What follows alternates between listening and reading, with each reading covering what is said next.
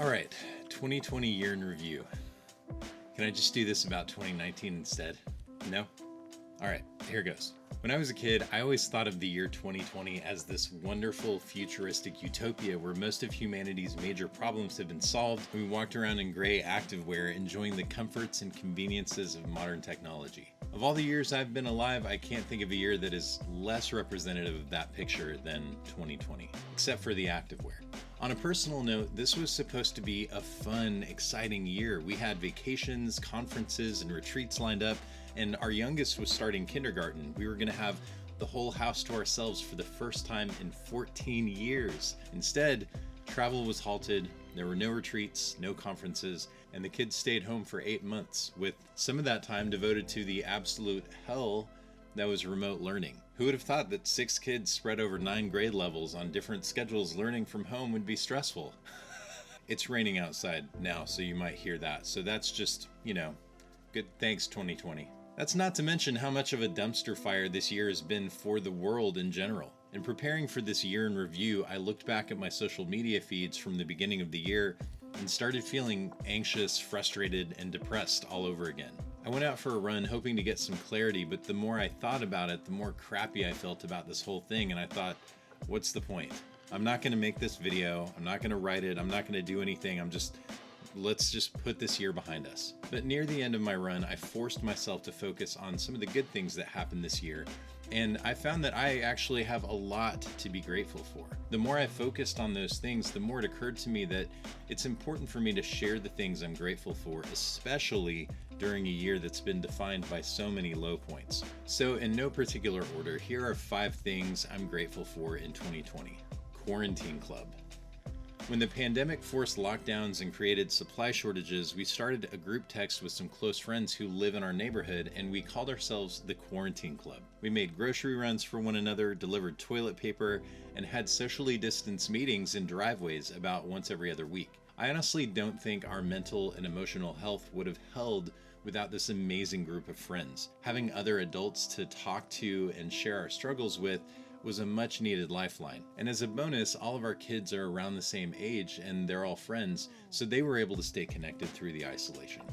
Great leadership. From the pandemic to rising racial tensions, there were many opportunities for leaders to step up and steer people in the right or wrong direction. There was a wide range of leadership, from abysmal to exceptional, but the leaders who topped my list this year are Podia's CEO Spencer, CMO Len, and Director of Content Marketing, Lauren.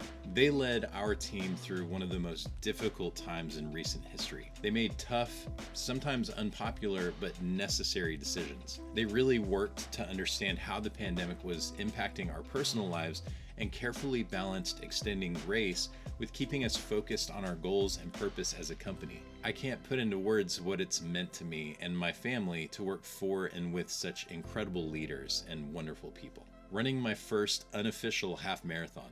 In case you didn't know, this year was a leap year, which means February had an extra day, as if 2020 needed a whole extra day. I wasn't actually planning on running a half marathon. February 29th was a Saturday, which means I was supposed to run a 6.5 mile route. I had done an extra warm-up mile before going out, and then we decided to double back on part of our route. So by the time we were back to the house, I was only 2.5 miles away from completing a half marathon, so I decided to go for it. I completed it in less than 2 hours and 15 minutes, and then spent the next 2 hours laying on the floor stretching out my legs. I haven't done it again since, but I've gradually increased my mileage over the months. By late 2021, I'm planning to run a half marathon every week and hope to do an official race. Running 915 miles.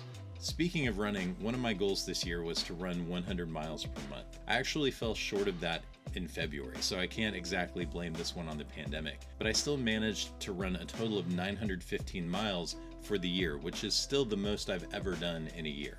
I'm putting goals in place for 2021 that should get me to about 1,500 miles, so we'll see how that goes. Publishing 110 videos. Despite this being one of the most stressful years ever, I managed to publish 110 total videos for the year, 72 for the Podia YouTube channel and 38 for my personal YouTube channel.